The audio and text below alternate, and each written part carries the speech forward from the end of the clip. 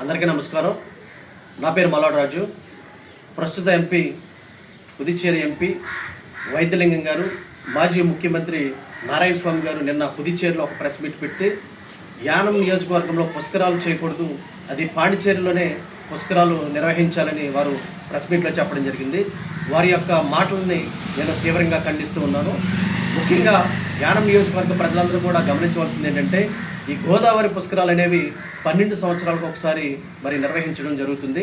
అయితే రేపు వచ్చే సంవత్సరం జూన్ 26 నుండి జూలై 7 వరకు గోదావరి పుష్కరాలు నిర్వహించాలని అటు ఆంధ్రప్రదేశ్, తెలంగాణ రాష్ట్ర ప్రభుత్వాలు నిర్ణయించడం జరిగింది.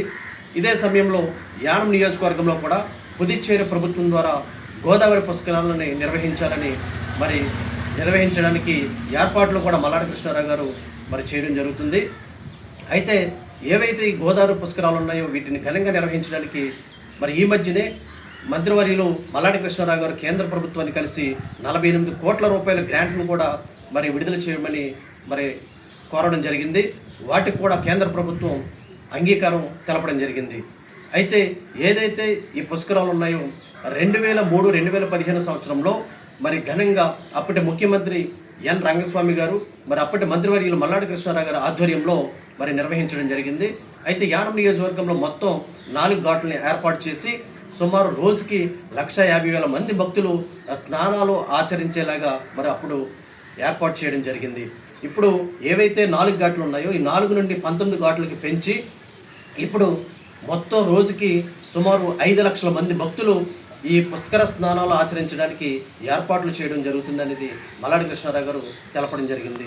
అయితే ఇటీవల కాలంలో జరిగినటువంటి ఎన్నికల్లో డిపాజిట్ కోల్పోయి 4వ స్థానానికి పరిమితమైనటువంటి వైద్యలింగం గారి యొక్క మతి భ్రమించినట్టుంది.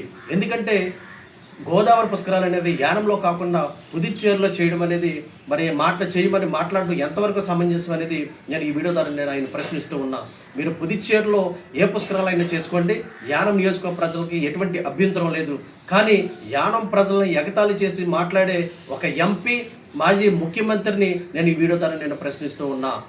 మీరు 2024 అసెంబ్లీ పుదుచ్చేరిలో జరిగినటువంటి పార్లమెంట్ ఎన్నికల్లో యానం నియోజకవర్గం నుండి మీకు సుమారు 7,000 మంది ఓట్లు వేస్తే వారి యొక్క మనోభావాలు దెబ్బతీసేలాగా మీరు మాట్లాడకూడదనేది నేను వైద్యలింగం గారిని ఈ వీడియో ద్వారా నేను మాట్లాడుతూ ఉంటాను.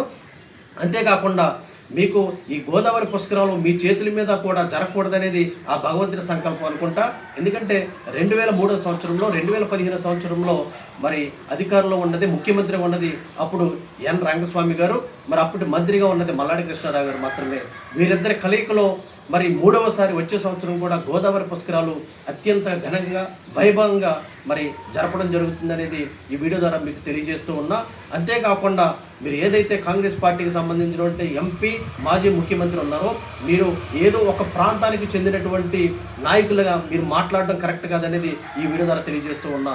ఎందుకంటే యానం నియోజకవర్గంలో ఉన్న ప్రజలు కానీ పుదుచ్చేరి, మాహే, కారైకల్ 4 రీజియన్లో ఉన్న ప్రజలందరూ కూడా మీరు ఒకే విధంగా చూడాలి. ప్రాంతీయ బాధాలు తీసుకురావద్దు.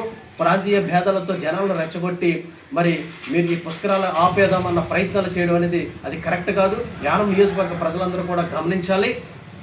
ఏవైతే ఈ పుష్కరాలు 12 సంవత్సరాలకు ఒకసారి వచ్చే పుష్కరాలు ఉన్నాయో వీటిని మన ముఖ్యమంత్రి రంగస్వామి గారి నాయకత్వంలో మన మంత్రివర్యులు మల్లాడి కృష్ణారావు గారి ఆధ్వర్యంలో ఘనంగా నిర్వహించడం జరుగుతుందనేది ఈ వీడియో ద్వారా తెలియజేస్తూ ఉన్నాం.